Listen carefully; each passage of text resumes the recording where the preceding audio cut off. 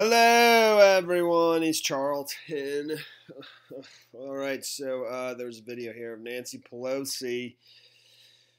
Wednesday, she's in Miami right after a campaign event, and she's entering a restaurant. She gets heckled by a crowd of Trump supporters. They're Cuban Americans. It's in Miami, huge Cuban population. Many Cubans are Republican, very conservative. Basically, it's just they have suffered directly at the hands of communism, so they know exactly what that means, and their relatives have, or have been. So, and I'll show you the video. I was just checking out Nancy Pelosi's net worth. And she's extremely wealthy. It says 25 million. I think it's way more than that. I think it's more like 80 million or something like that. There's so many of these politicians that you would never think are ultra wealthy. It's all about what they do is their spouses make the wealth, and they're all investment bankers, or they're in real estate, or they're lobbyists. Those are the three ways that they all get filthy rich. Go to Washington, with no net worth and end up with 50 or 80 or 100 million by the time they're done. And they stay there until they're dead. They stay there till they die, and I'll play the video, I promise. But people that you would just never expect, like Rich Blumenthal, ultra wealthy. I think his name's Kurt Warner from Virginia, ultra wealthy, Rich Blumenthal's a U.S. attorney. How does somebody, a U.S. attorney, that was his career, But again, they do it through And Nancy Pelosi, by the way, her husband, he's both. He's two of the three. He's a venture capitalist investment firm and a real estate firm. But it's always real estate, investment banking, private equity, or lobbyists. One of those three ways to get ultra rich. And they write laws around that, usually for the real estate to get rich that way, locally, but or they sell their influence when it comes to lobbying, obviously, and so on. All right, here's the video, and it's a little rough on poor Nancy. I don't necessarily go for this, but whatever.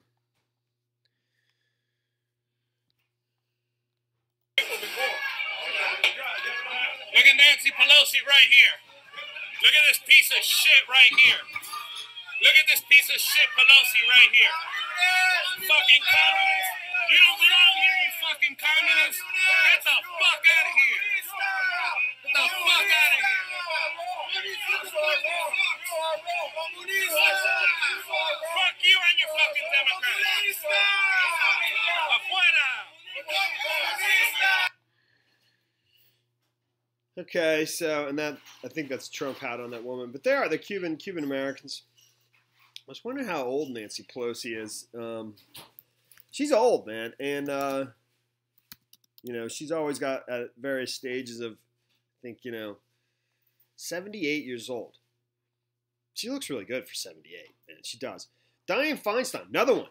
Filthy rich, okay, and she was the mayor of San Francisco, and her husband is one of those three things, and she's like 90. She's the oldest one. She, you can always tell her hair's dyed. They stay there until they die. I mean, they literally, they don't leave until they're in a coffin, and I'm not like thinking that's great. I mean, but they never leave. Well, they rip us off, man, I've said this multiple times. I'm going to end this video right now. 7 out of the 9 wealthiest counties in America surround Washington, D.C. I mean, what does that tell you? It tells you everything. Dianne Feinstein, she has a net worth of $94 million. And her husband is founded a private equity firm. Private equity is investment banking. So, and I don't have anything against banking or investment banking. It doesn't make, I'm just telling you, all their spouses, they get super rich, $94 million, and she's 85 years old. She's the one, I think, the oldest member in Congress.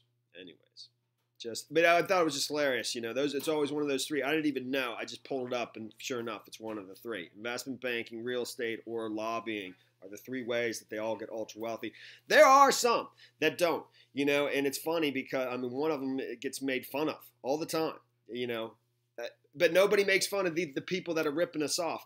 Ted Cruz, he's worth like $3 or $4 million, and his wife basically gave up her career to support his political career and so forth, you know, and he gets made fun of for that. But they don't make fun of the people that are absolutely, ripping us off blind.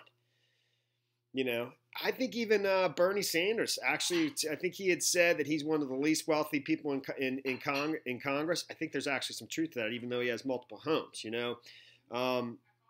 Dave Bratt, who's in trouble in Virginia, 7th District, you know, who there is money pouring into that race, and who is an amazing candidate. He's probably one of my favorite persons up on Capitol Hill. Awesome. He's the one who took down Eric Cantor solely by convincing the people, you know, with a few $100,000 versus Eric Cantor's $4 million, who was a Republican. He won the primary to win that seat. You know, it's just awesome. And if he went down, and that's what he's the kind of guy that actually the Republicans don't mind going. That's why he could go down, because he's against this, people ripping us off. All right, that's the end of this video. Thanks for watching my videos. Please subscribe to, you know, Dave Bratt, man, he's awesome. Please subscribe to my channel. Give me a like down below, and I will see you in the next video. Virginia, 7th District. Later, man.